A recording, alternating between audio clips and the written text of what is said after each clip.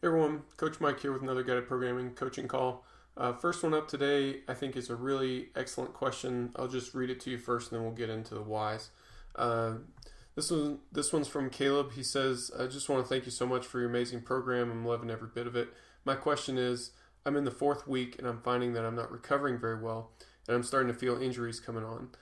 I started feeling pretty drained at the start of my third week, and I thought I would just push through and hopefully over the weekend I'd recover. But starting my workout today, I felt really drained, had to cut the weights back, just trying to auto-regulate and prevent injury. I'm getting 8 or 9 hours of sleep at night. My nutrition's good, but could always be better. I'm following track. So I just wanted to let you know and find out what I should do. Is me adjusting the training load week to week something that I should be doing, or should I be doing something else?" So I really like this question, first of all, because you seem to have done a lot of narrowing things down on your own, which is the whole point of guided programming.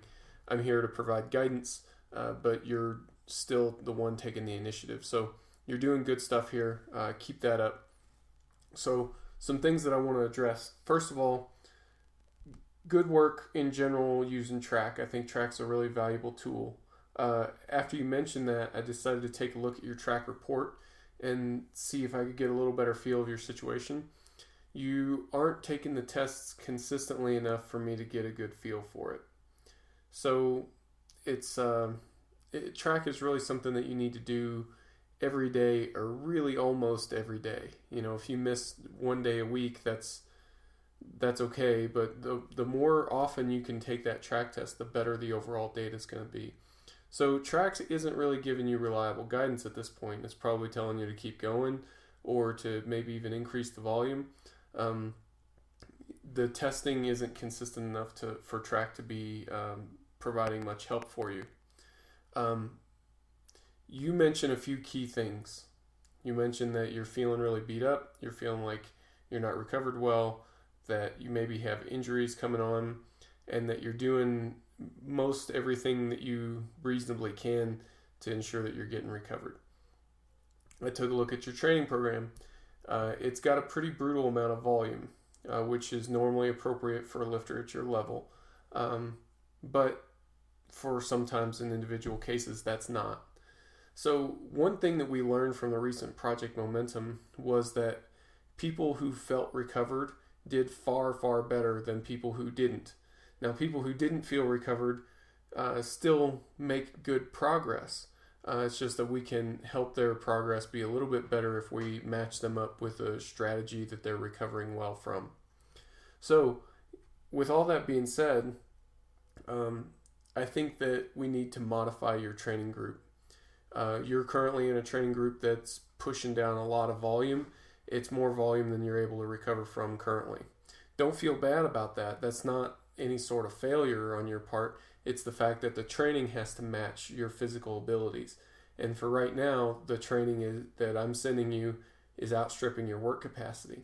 So here's what we're going to do. I'm going to move you to a different training group that's a little bit more appropriate for your work capacity, and that's going to get you better results. In the meantime, for the rest of this week, what I would like to see you do is do a pretty hard deload.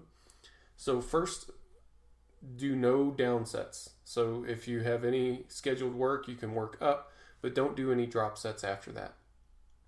I would like to see you drop all of the assistance exercises. So you can continue to do your competition lifts, you can continue to do your supplemental lifts, but don't do any of the assistance lifts. So the assistance lifts are the heavier lifts that are not competition exercises. So things like pin squats and board presses and deadlifts from a rack and pause deadlifts, things like that. Those are assistance exercises. Supplemental lifts are lighter in nature, things like straight leg deadlifts, things like rows, things like lunges, stuff like that falls into the supplemental category. You can keep doing those, just don't do any of the downsets. So what this should get you, you should be able to still do most of your competition lifts, at least to a moderate degree. So we're staying familiar with those movement patterns. And we're still going to do a little bit of the supplemental lifts so that you're still training something, but we're cutting out most of the volume and we're cutting out all the assistance exercises, which tend to beat people down the most. So by cutting all that stuff out, the idea is to get you recovered quickly. Now, we can't expect you to make a full recovery in just a week or even just a few days, but that'll get you a really good start. And hopefully by next week, you're feeling a lot better. That in combination with the new training group, I think in a couple weeks you'll be back on track and you should be seeing nice solid improvements within a couple weeks. If you're not, you need to let me know and we'll take the problem from there.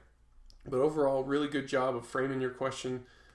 This is exactly how you should be using guided programming. This is a great example of you using guided programming to its maximum potential. So thanks for that. Thanks for providing a good example for that.